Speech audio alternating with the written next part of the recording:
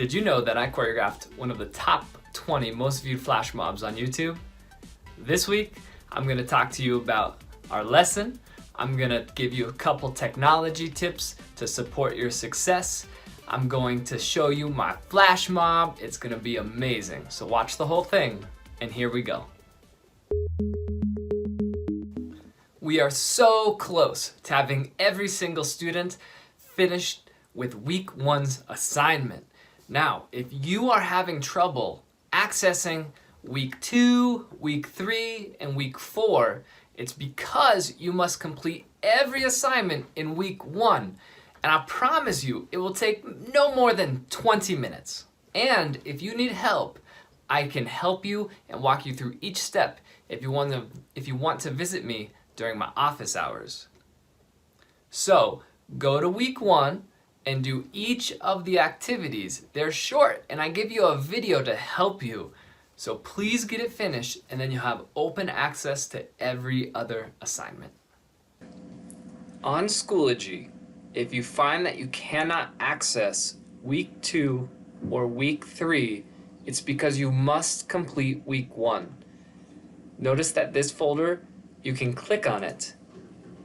You need to make sure you do these assignments in order because they directly affect your success in dance class for the rest of remote learning. It will probably take maybe 20 minutes to do everything, or less if you stay focused. But do it, and then you'll have access to all the other folders. April 30th was supposed to be our spring recital. Unfortunately, we're all in quarantine. However, I still want to make something happen.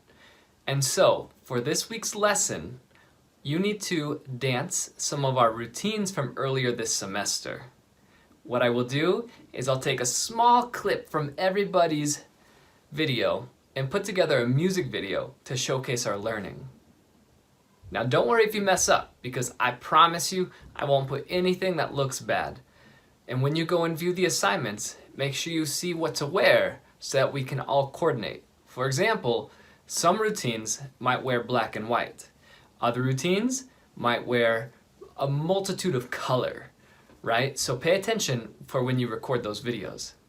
Make sure that when you're dancing, you practice before you film yourself, because I want a really good dance video. And if anything doesn't look good, then next week I might have you redo it. So make sure you put a little bit of extra time into this week's learning and reviewing, so that way next week you can just have a fun, relaxing week and dance. Next, let me show you 3 technology tips to help you out with your success this week. Let me show you 2 functions that will help you practice with a video. When looking at a video in Google Drive or on YouTube, on the bottom right, you will see full screen. Select it in order to enlarge the video image. Next, also on the bottom right, you will see a cogwheel icon. If you click it, you can change the playback speed. If you select normal, normal is a normal speed. Let's see what that looks like.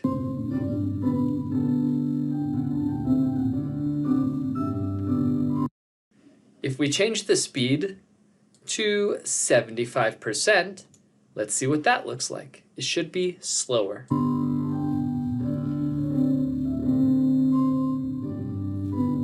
And if that's too fast, you can change it to 50% and watch what that looks like.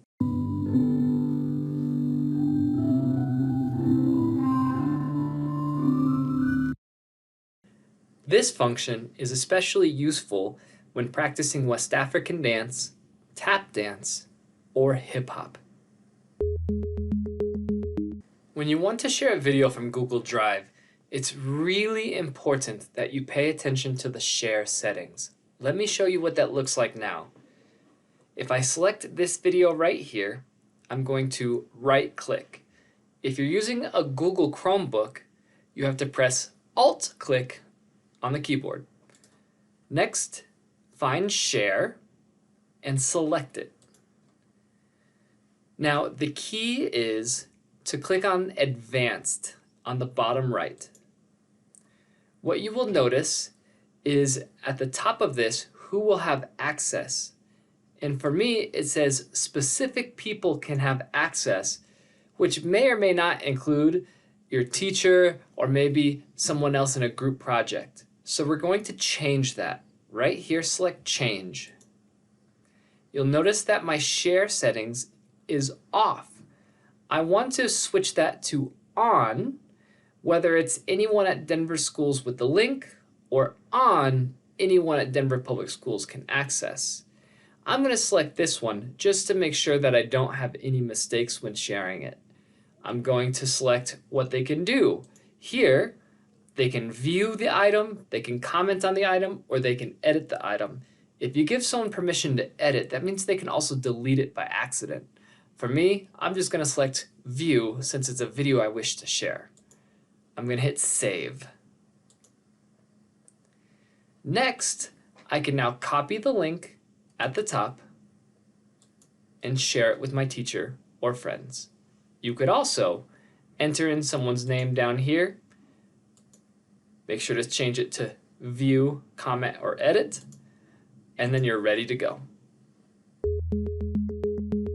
For my last technology tip, I want to show you a recording tool that can be so beneficial to your learning, whether it's in my class or someone else's.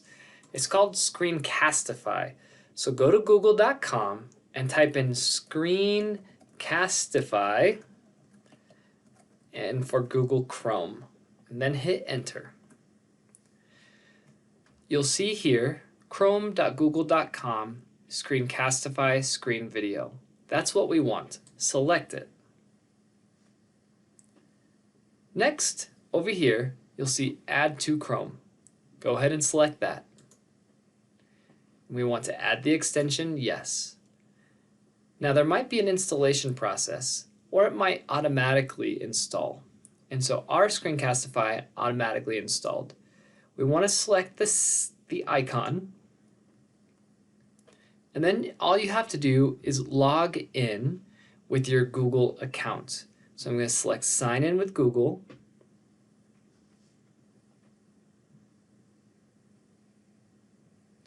And it's going to say give access to camera and microphone and drawing tools, and say yes, allow.